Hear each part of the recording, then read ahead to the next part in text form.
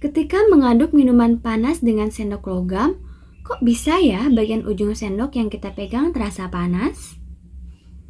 Agar kamu bisa menjawabnya, yuk kita belajar bersama JJ Science.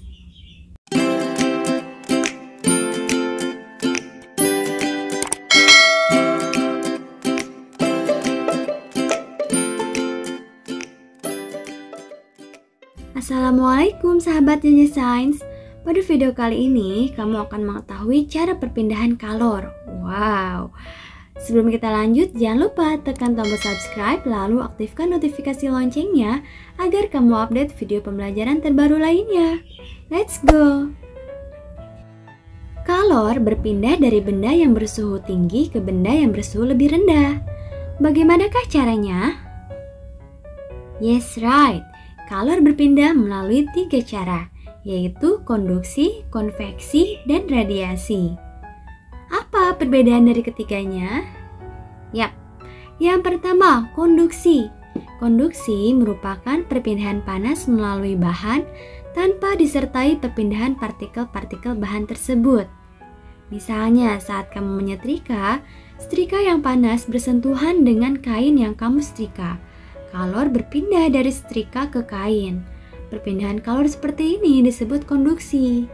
Perpindahan panas melalui bahan perantara pada setrika. Bahan yang ada pada setrika tidak serta-merta menjadi berpindah atau nempel pada baju. Inilah yang dimaksud tanpa disertai perpindahan partikel bahannya.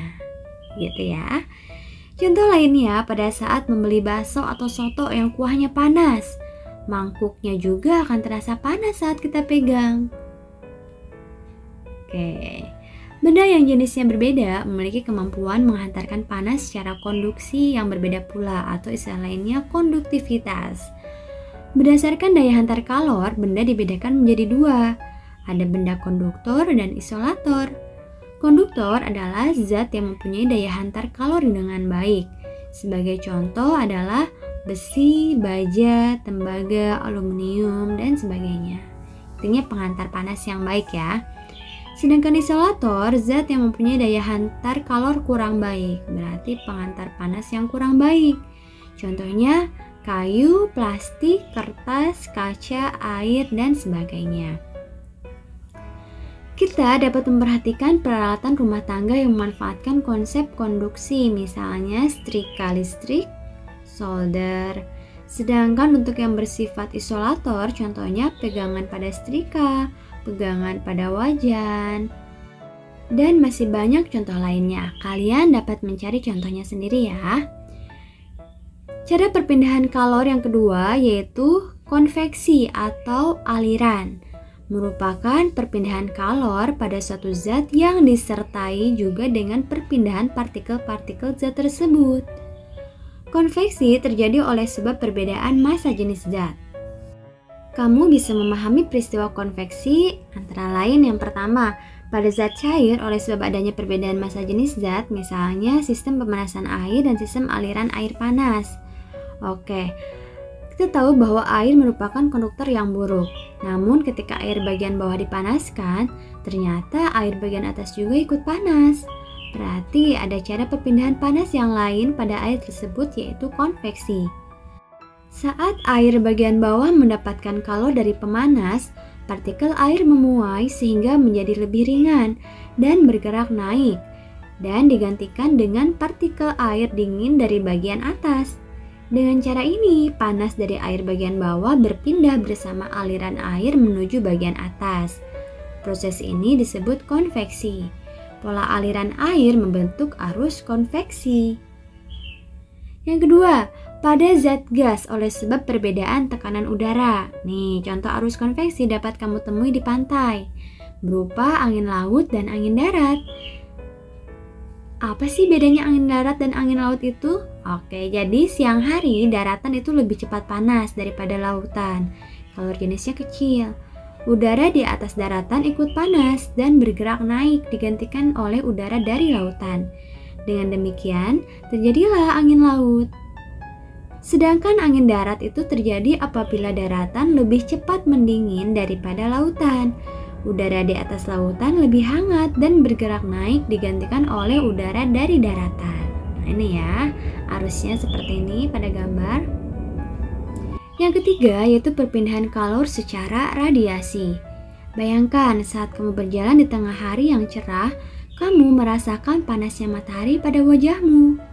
Bagaimana kalau dari matahari dapat sampai ke wajahmu? Bagaimana kalor dapat melalui jarak berjuta-juta kilometer dan melewati ruang hampa? Dalam ruang hampa tidak ada materi yang memindahkan kalor secara konduksi dan konveksi. Jadi perpindahan kalor dari matahari sampai ke bumi dengan cara lain.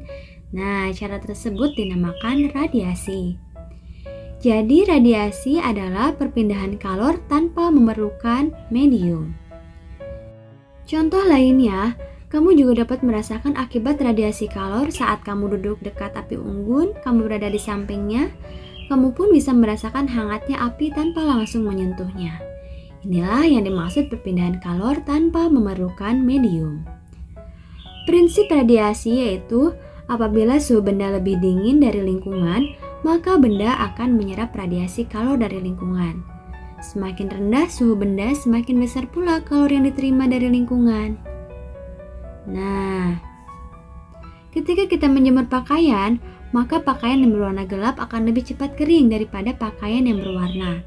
Semakin gelap benda yang terasa panas, semakin besar pula kalor yang diradiasikan ke lingkungannya.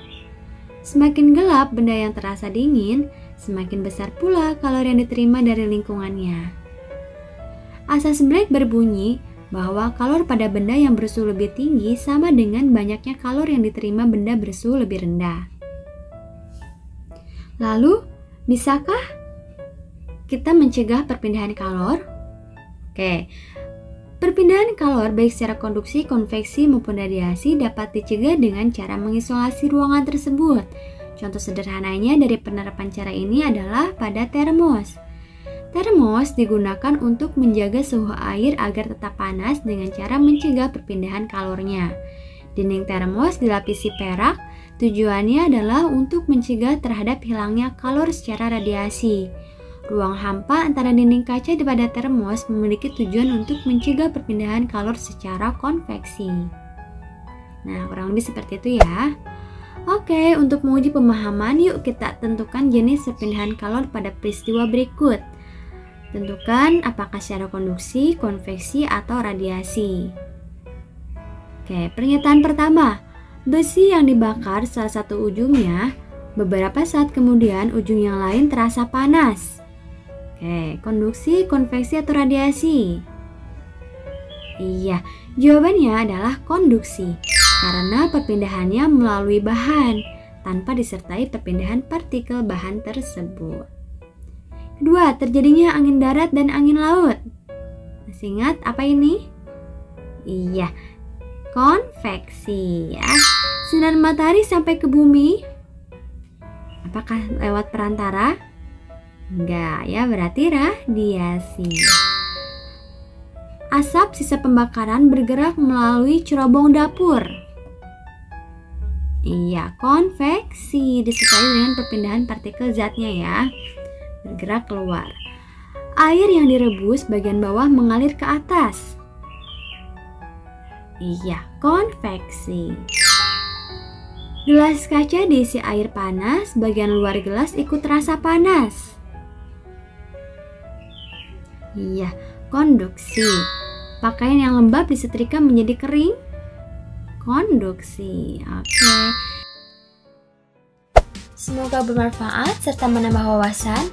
Apabila ada yang ditanyakan, silahkan untuk menuliskannya di kolom komentar.